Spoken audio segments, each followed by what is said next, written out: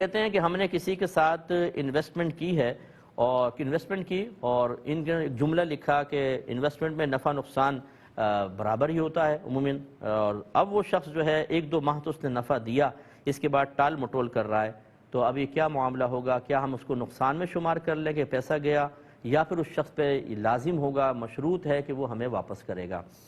دیکھیں، پہلی بات تو یاد رکھیے کہ جو ہم انویسٹمنٹ کرتے ہیں عموماً اس کی دو شکلیں ہوتی ہیں۔ ایک یہ کہ آپ کا پیسہ، اس کی محنت، جیسے وہ اس کے بعد پیسہ نہیں ہے، آپ نے کہا میں تمہیں پیسہ دیتا ہوں، تمہارے پاس ہنر ہے، تم یہ کام کرو، اس کو شرعاً مداربت کہتے ہیں۔ اور دوسرا ہوتا ہے ادھر بھی پیسہ، ادھر سے بھی پیسہ لگایا، دونوں نے پیسہ ملا کے کام کیا، اس کو شرعی اصطلاح میں شراکت کہتے ہیں۔ مداربت میں جو بھی نقصان ہوتا ہے اولاً اس کو نفع سے پورا کرنا ہوتا ہے۔ مثال کے طور پہ میں نے ایک شخص کو 5 لاکھ دی اور میں نے کہا کپڑے کا کام کرو، اس نے 2.5 لاکھ سے کچھ لاٹ اٹھائی، 2.5 لاکھ سے اور کپڑا اٹھایا، 1.5 لاکھ میں نقصان ہوا 1 لاکھ کا، اور دوسرے میں 2 لاکھ کا نفع ہوا۔ تو پہلے ہم اس نفع سے نقصان کو پورا کریں گے، ان میں سے 1 لاکھ گویا کہ وہ میرے مال میں شامل کریں گے، اب باقی رہا 1 لاکھ، اس میں پھر جو ہم نے پرسنٹ طے کیا ہوگا اس کے اعتبار سے ملے گا۔ اور اگر نفع بالکل بھی نہیں ہوا، صرف نقصان ہوا، تو یاد رکھیں مداربت میں نقصان رب المال کا ہوتا ہے، یعنی جس نے مال دیا ہے، اور جو یہ کام کر رہا ہے اس کو مدارب کہتے ہیں، اس کا کوئی نقصان نہیں ہوگا، نقصان اس کا ہوگا۔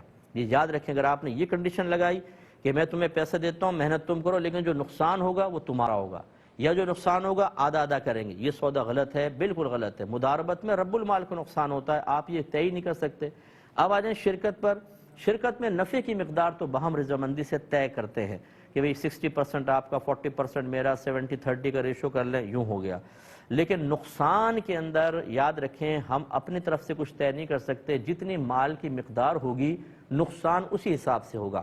مثلا 50-50 مال ملایا تو 50-50 نقصان، اگر ایک نے 60% مال ملایا، دوسرا 40% ملاتا ہے، تو نقصان جب ہوگا تو 60% والا 60% نقصان برداشت کرے گا، اور 40% والا 40% نقصان برداشت کرے گا۔ اس میں اگر ہم کہیں کہ نفع نقصان برابر ہوگا بھئی، یعنی اس نے 60% لگایا، 60 لاکھ اس کے ہیں، 40 لاکھ اس کے ہیں، اور طے یہ کیا 50-50 نقصان، یہ نہیں ہوگا، یہ غلط ہے۔ تو اس لیے پہلے اصول سیکھنے چاہیے۔ آپ نے جو ایک جملہ لکھا تھا اس پر آپ نے کہا یہ نفع نقصان تو برابر ہی ہوتا ہے، یا آپ نے پہلے ذہن میں طے کر لیا کہ نفع بھی برابر ہوتا ہے، نقصان بھی برابر ہوتا ہے، شرکت میں برابر نہیں ہوتا ہے۔ اور مداربت کا حال تو میں آپ کو بتا چکا ہوں، پہلی چیز یہ ذہن میں رکھیں۔ دوسری بات یہ، اگر وہ شخص واقعی اس نے انویسٹمنٹ کی اور اب نفع نہیں ہو رہا، تو پھر یہ دیکھیں کہ آپ کا جو پیسہ ہے اس کا بھی پیسہ آپ کا بھی اگر ڈوب چکا ہے، تو پھر تو کس چیز کا نفع، کیسے وہ بیچارہ کرے گا؟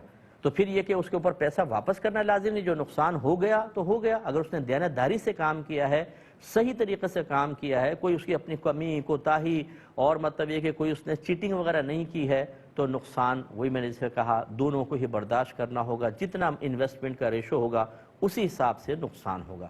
اور اگر اس کی کوتاہی ثابت ہو جائے، مثلا ادھار نہیں دینا تھا، پارٹیوں کو ادھار مال دے دیا، اور عمومی طور پہ بازار میں اتنا ادھار نہیں دیا جاتا، عرف تجار سے ہٹ کر اس نے کام کیا، تو بالکل اس پہ وبال ہے، پھر وہ ذمہ دار ہے آپ کے مال کو، چونکہ اس نے ضائع کیا ہے اپنی کمی کوتاہی نا تجربہ کاری کی بنا پر، تو آپ پکڑ سکتے ہیں۔ ایسی مداربت میں بھی ہوتا ہے کہ اگر مدارب کو آپ نے مال دیا اور اس نے کمی کوتاہی کی، غلطی کی، اور اس نے خود اپنی غلطی کی وجہ سے آپ کو نقصان پہنچایا، تو پھر اس کا وبال اس پر ہوگا۔ وہ یقینی سی بات ہے کہ انویسٹیگیشن ہوگی، آپ کراس کویسچن کریں گے یا اس سے حلفیہ بیان لیں گے تو وہ بتائے گا، تو ان چیزوں کو ذرا ذہن میں رکھیے۔ یہ کہتے ہیں کہ ہم نے کسی سے 7 لاکھ میں گاڑی خریدی، پھر 3 مہینے تک اس کو استعمال کیا، اور پھر اسی کنڈیشن میں گاڑی تھی، ہم نے اس کو واپس کر دی اور اپنے پیسے واپس لے لیے، کیا حکم شرع ہوگا؟ دیکھیں، یہ تو آپ نے پیمنٹ دے دی تھی اور چیز کو اپنے قبضے میں لے لیا تھا۔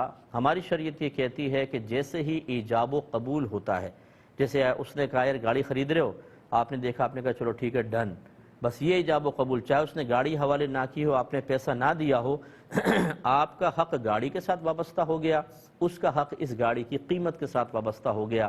یعنی اب ان دونوں میں سے کوئی بھی دوسرے کی رضامندی کے بغیر اس سودے کو ختم نہیں کر سکتا، صرف ایجاب و قبول کے بعد بھی۔ شریعت یہ کہتی ہے، ہمارے ہاں تو بیانہ بھی ہوگا، یہ ڈاکومنٹس بنیں گے، یہ بات کی چیزیں ہیں، یہ دنیاوی قانون کے اعتبار سے ہو سکتی ہیں، لیکن شریعت ان کا اعتبار نہیں کرتی۔ لہٰذا آپ نے جب پیمنٹ کر دی، گاڑی لے لی، آپ دونوں اس کے مالک ہو گئے۔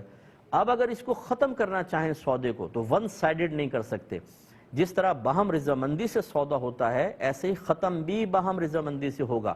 اس کو شرعی اصطلاح میں اقالہ کہتے ہیں. الف قاف الف لام ہا اقالہ. اقالہ کا مطلب یہ ہوتا ہے کہ باہم رضامندی سے کی گئی جو بیع ہے خرید و فروخت ہے اس کو ختم کر دینا.